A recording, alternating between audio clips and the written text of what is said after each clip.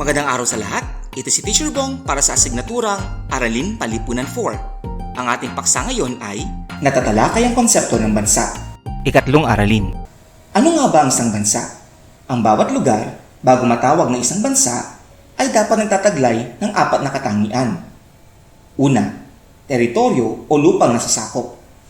Ikalawa, mamamayan o mga tao. Ikatlo, gobyerno o pamahalaan.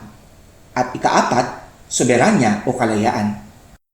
Mawala lang ang kahit isa sa apat na ito, hindi na maaaring ilalaning bansa ang isang lugar. Halimbawa, ito si Juan, ito ang kanyang pamilya, at ito ang kanilang bahay. Ang lahat ng lote na kinatitirikan ng kanilang bahay hanggang sa mga bakod ay ang teritoryo o lupang nasasakop. Ang mamamayan o mga tao ay sina Juan at ang kanyang pamilya.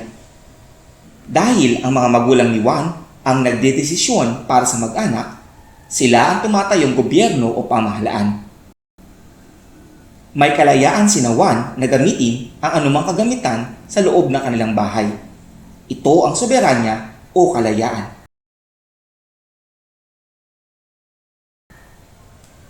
Ang 195 bansa sa mundo ay parang mga tahanan na may iba't ibang teritoryo, mamamayan, uri ng gobyerno at soberanya. Teritoryo. Hindi maaaring paiba-iba ang lokasyon ng isang bansa. Dapat ay may permanenteng inokupuhang lokasyon ito sa mundo. Ang mga hangganan ang magsasabi kung hanggang saan ang sinasaklaw na teritoryo ng isang bansa. May maliliit at malalaking bansa batay sa teritoryo. May tabi-tabi at magkakahiwalay rin batay sa kanilang lokasyon. Lahat ng lupa sa mundo ay may sumasakop na bansa.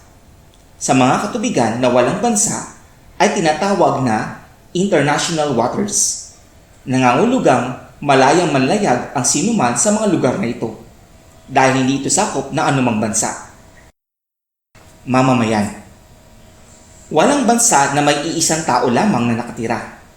Bawat bansa ay may mga tao na kinikilalang mamamayan ng bansang iyon. Minsan, may iba't ibang kultura at wika ang isang bansa, tulad ng Pilipinas. Ang pagkakaiba natin ito ay dulot ng pagiging kapuluan, subalit ang ating pagkakakilanlan ay mga Pilipino. Ang salitang Pilipino ay ginagamit lamang natin upang tukuyan ang sarili o kababayan. Sa ibang nasyon, Filipino ang tawag sa atin. Gobyerno. Ang pamahalaan o gobyerno ang nangangasiwa sa bawat bansa. May iba't ibang uri ng gobyerno sa mundo. Kung gusto mong malaman ang mga iba't ibang uri ng gobyerno batay sa bilang na namumuno at sistema ng pamamahala, narito ang link sa itaas. Ang gobyerno ay nagsisilbing ulo ng bansa. Ito ang nagtatakda ng mga batas, pumipirma ng mga kasunduan at iba pa para sa kinatawan nilang bansa. Sinusunod lagi ng gobyerno ang kanilang saligang batas sa mga hakbangin ito. Madalas, ipinapangalan ng pamahalaan batay kung sino ang kasalukuyang nakaluklok sa pinakamataas na posisyon sa gobyerno. Soberanya. Ang huli sa apat ay ang soberanya o kalayaan. May dalawang uri nito, ang soberanyang panloob at soberanyang panlabas. Ang soberanyang panloob ay nangangulugang malayang magpatupad ng mga alituntunin ng bansa sa sarili na hindi pinakikialaman ng iba pang bansa. Habang ang soberanyang panlabas naman ay tumutukoy sa kalayaan ng isang bansa na makipag-ugnay o sumali sa mga kasunduang pandaigdigan na hindi pinipigilan ng iba pang bansa. Sa makatuwid, ang soberanyang panloob ay kalayaang pamunuan ang sarili, habang ang soberanyang panlabas naman, kalayaang makilahok sa mga usaping pandaigdigan. Bilang buod, narito ang mga konseptong ating tinalakay. Ang bansa ay tumutukoy sa isang lugar na may sariling teritoryo, mamamayan, gobyerno, at soberanya. Maaaring may iba't ibang kultura o wika ang isang bansa, subalit may iisang pagkakakilanlan. Kadalasang pinapangalan ang gobyerno kung sino ang nakaluklok sa pinakamataas na pwesto ng pamahalaan.